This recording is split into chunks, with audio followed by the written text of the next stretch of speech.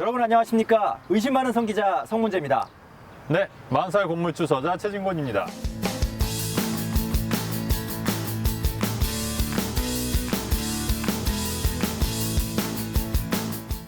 자, 40대 건물주 되기 39번째 시간입니다. 이제 5월을 맞아서 저희가 이렇게 또 네. 특별히 야외로 나와서 이렇게 또 꽃도 보면서 네. 또 새 소리도 들어가면서 이렇게 여러분들 만나게 됐는데요.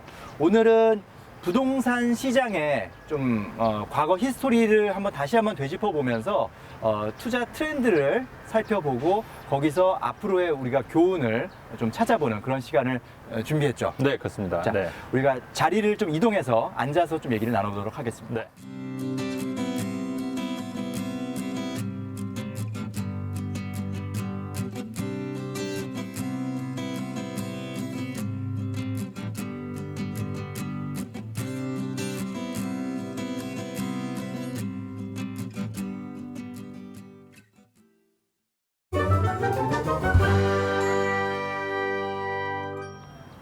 자, 저희가 지금 이제 남산 네. 백범 김구광장에 나와 있어요. 네. 너무 좋네요, 그죠? 아, 예, 좋은 예. 것 같아요. 자, 오늘은 뭐 부동산 트렌드, 네. 과거의 어떤 그런 네네. 투자 트렌드를 살펴주신다고 했는데, 네네. 뭐 언제적 얘기를 해주실 거예요? 아무래도 제가 이제 첫 투자를 시작한 게 2004년도부터니까. 아, 2004년도부터? 네, 그래서- 그때 시장부터 이제 아시겠네요, 잘. 그렇죠. 그래서 이제 그때부터 저도 이제 그때 2002년도부터 모의 투자를 했다고 말씀드렸잖아요. 그래서 이제 2004년도에 처음 이제 투자를 시작했고 지금까지 이제 투자를 하고 있는데 이 투자 트렌드를 파악하는 게 왜 중요하냐면은 네.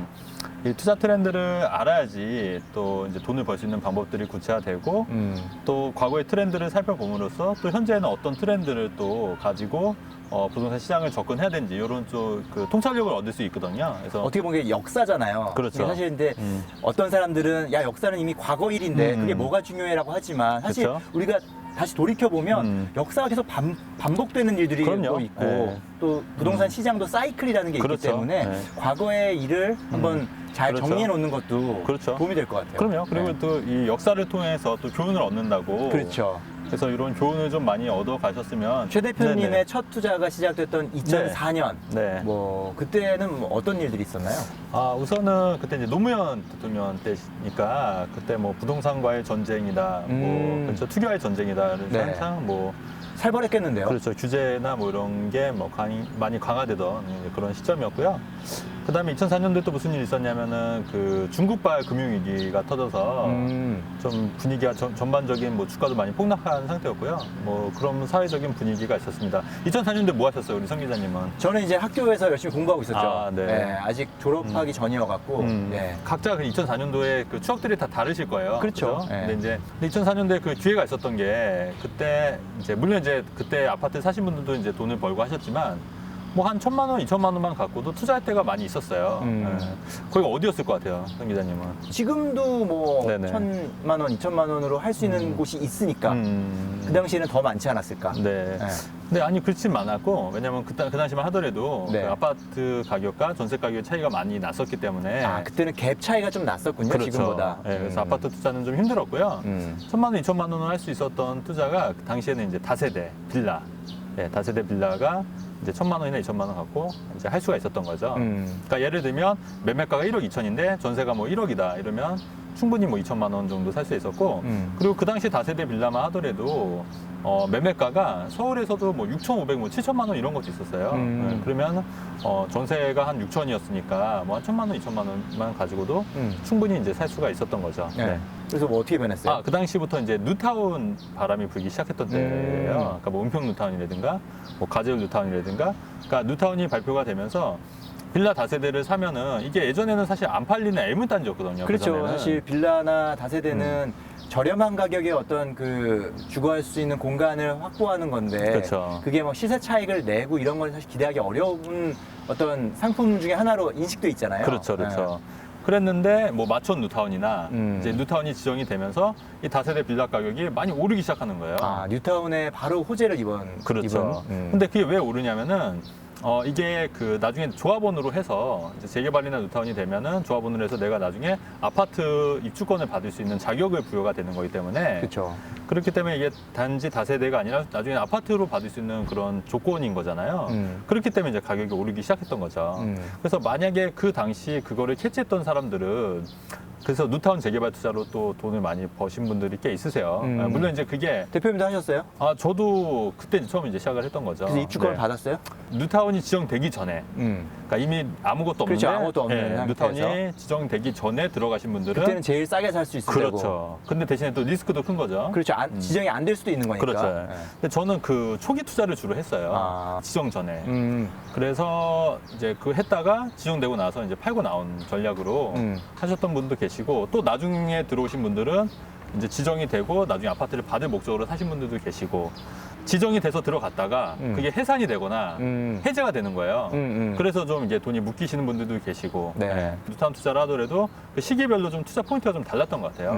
네. 알 수는 없잖아요, 그거를. 내가. 그렇죠. 예를 들어서 어디가 지정될지도 사실 모르고 지정이 됐다고 해서 꼭 다 완료가 되는 게 아니라 그렇죠, 중간에 그렇죠. 해제될 수도 있는 거고. 그렇죠. 네. 그래서 우리가 이제 항상 중요한 게 부동산 투자, 특히나 이제 돈을 벌고 싶으신 분들은 항상 이 트렌드 변화에 민감해야 돼요. 그리고 시장을 예측하려고 하시면 안 돼요. 그러니까 시장을 예측하기보다는 얼마나 잘 그 시장에 적응하냐. 그게 포인트인 것 같거든요. 그래서 실제로 뉴타운이 2004년도부터 2008년도까지 이 지분값이 많이 올랐었거든요. 다세대라고 해서 우습게 볼 게 아니었네요. 그렇죠. 예, 그래서 사실상 그게 거의 뭐 2배 이상 뛴 적도 뭐 많았으니까요. 예, 뭐 서울뿐만 아니라 뭐 경기도 뉴타운 쪽도 해서 그때는 또 왜 경기도 뉴타운도 많이 나왔었잖아요. 예. 그래서 그런 식으로 이제 많이 했었고, 뭐 광명이라든가 뭐 부천이라든가 뭐 그런 쪽도 구리라든가 또 뉴타운 발표가 되고 또 소액으로도 많이 할 수가 있었던 거죠. 사실 부동산 투자가 아시다시피 뭐 큰 돈으로 꼭 하는 게 아니라 이렇게 뭐 적은 돈으로도 할 수 있었던 기회가 있었던 거고요. 조심하세요. 왜 벌이 글로 가지? 아니 잡지 말고 그냥 보내요. 그냥 가만히 있다. 또 공격하면은 쏘여. 네. 에헤이, 장지 자리를 바꿀까? 되게 신기해서 구경 왔나 봐. 다세대 빌라 네네. 얘기하다가 이제 벌들이 와서 맞아요. 그냥 옮겼는데 네. 뭐 또 다세대 빌라 말고 또 얘기할 네. 게 있나요? 일단은 선입견을 좀 버리셔야 될 것 같아요. 그러니까 사실은 다세대 빌라도 돈이 될 수 있다는, 물론 지금은 다세대 빌라가 지금은 또 투자 트렌드는 아니에요, 현재는. 아, 그래요? 네. 왜냐면 지금은 재개발이나 뉴타운이 다 이제 해제가 되는 추세고, 모르겠어요. 지금 뭐 정부에서 또 도심 재개발 얘기를 하는데 그거랑은 좀 별개 다른 개념으로 또 접근하는 거기 때문에 그런 트렌드를 파악해서 투자를 했던 분들은 이제 돈을 버실 수 있는 기회를 또 찾으실 수가 있었던 거죠. 근데 그 네. 당시에는 이제 전반적으로 부동산 네네. 가격이 계속 상승하던 시대였기 때문에 네네네. 뭐 꼭 다세대 빌라가 아니어도 그렇죠. 뭐 다른 기존의 아파트나 네네. 뭐 다 돈을 벌었을 것 같은데요. 소액으로 할 수 있는 게 그 당시에 이제 다세대 빌라였고, 아파트는 이제 소액으로 할 수가 없었어요. 최소 뭐 1억 이상 이 정도의 자금이 있어야 됐기 때문에 소액으로 할 수 있는 부동산 투자로는 그 당시만 하더라도 이제 다세대 빌라가 상당히 좀 유망했었다. 그게 2004년도부터 2008년도까지 그렇게 됐었어요. 네. 근데 이제 2008년도에 금융위기가 터졌잖아요. 그렇죠. 네, 그래서 그 전에 사실 좀 매도를 하신 분들은 이제 좀 리스크를 좀 피해갈 수가 있었던 거고요. 끝까지 이제 갖고 계셨던 분들은 오히려 다세대 빌라 때문에 좀 돈이 좀 묶이실 수 있었던, 미래를 예측하려고 하면 안 되고요. 적절한 트렌드를 파악을 해서 내가 빨리빨리 수능을 해야 되는 게 포인트인 것 같아요.